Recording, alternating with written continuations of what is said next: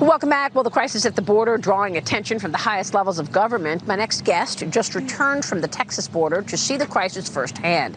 Senator Marsha Blackburn is a member of the Armed Services Committee, Commerce Committee, Judiciary Committee, and Veterans Affairs Committee. And she joins us right now. Senator, it's great to see you. Thanks very much for being here. Obviously, I am here in Del Rio, where you were just a few days ago. I've learned a lot, and I've been here twice before, but the story keeps coming together. Can you tell us a little about your takeaways from the border? Absolutely. And Maria, they were so excited that you were coming down because it helps the Border Patrol to get their message out. They want to do their job.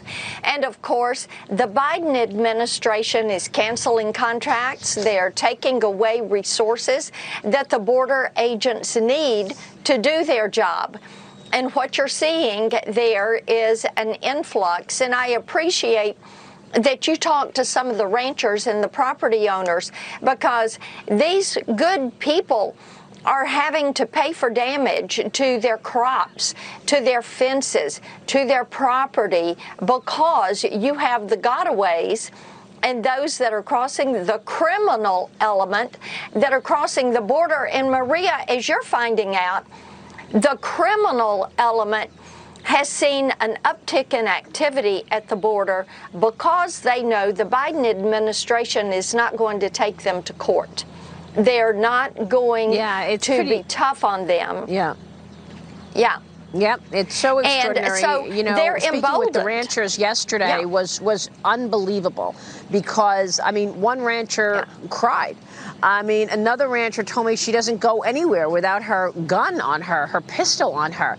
I mean, That's right. You know, how is it possible that we don't have anybody in the White House who understands the hurt and the incredible impact that American citizens are feeling as a result of this overflow of foreigners coming in? And that is the thing that is so astounding, because these ranchers go out every day. They have found dead bodies. They have property that has been destroyed. They know that it is drug smugglers, it is human traffickers that are trying to evade capture that are coming across their property. And Maria, these guys want to help because they realize this is a humanitarian crisis. It is also a national security crisis. As you heard from one of the Texas Rangers this morning, 150 different countries have been apprehended at this southern border. We have had people on the terrorist watch list that have been apprehended this year at the southern border. And we know that these women and children are sexually abused as they make this journey, as they pay these high fees to the cartels, and then they're being thrown into sex trafficking and human trafficking rings once they get to the U.S. Senator, what do you know about the caravan that is on the way here? I know that the foreign minister of Panama has alerted this administration that there are more caravans on the way. One soundbite I saw, one guy saying, "We are on their way, we're going, and we are ready for war." Right. I saw that also. And whether it was the National Guard, the Texas DPS, or whether it was the Border Patrol, I would ask them what they knew. And they would say, well, we don't know exactly where they're going to try to come in. Of course, Texas is trying to fortify their border right now so that they don't have the 60,000 people coming into Texas. But Maria, bear in mind that as soon as they get there and they get to that reception center under the bridge, they begin to process them. And the next morning, they are on flights out of Harlingen and McAllen and on their way to other places around the country. Every town's a border town. Every state is a border state.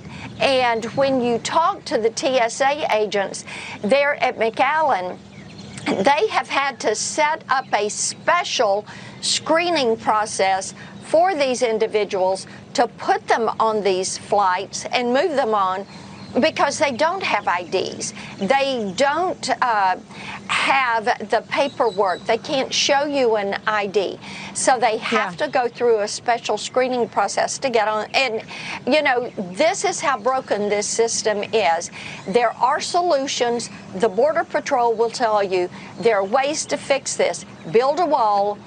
Put back the technology that President Trump had given them, reinstate Remain in Mexico, keep Title 42, end catch and release, put more agents on the ground. And as you probably heard from the ranchers, they said, put the National Guard on the border. Help us to stop this. Yeah.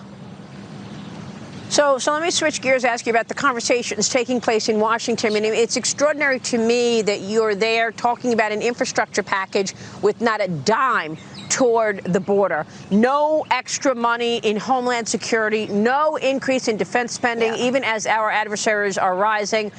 What's the story on infrastructure and the spending package and where they are going? Maria, I have had an amendment that would build the border wall as a shovel-ready infrastructure project. Everything is right there. You've seen it for yourself. All they have to do is put those components in the ground. What you're going to see happen is Pelosi wants to put all of this together. Bernie's bill, which is $3.5 trillion, infrastructure, which is $1.2 trillion. Take one vote. And in that one vote, what they would do is seat their socialist agenda, which is government control of your kids. It is the IRS with the power to look at every transaction above $600 in and out of your bank account. It would give them what they want for the Green New Deal. To put those provisions in place, it would expand both Medicare and Medicaid and would change that health care delivery system, give it that government control.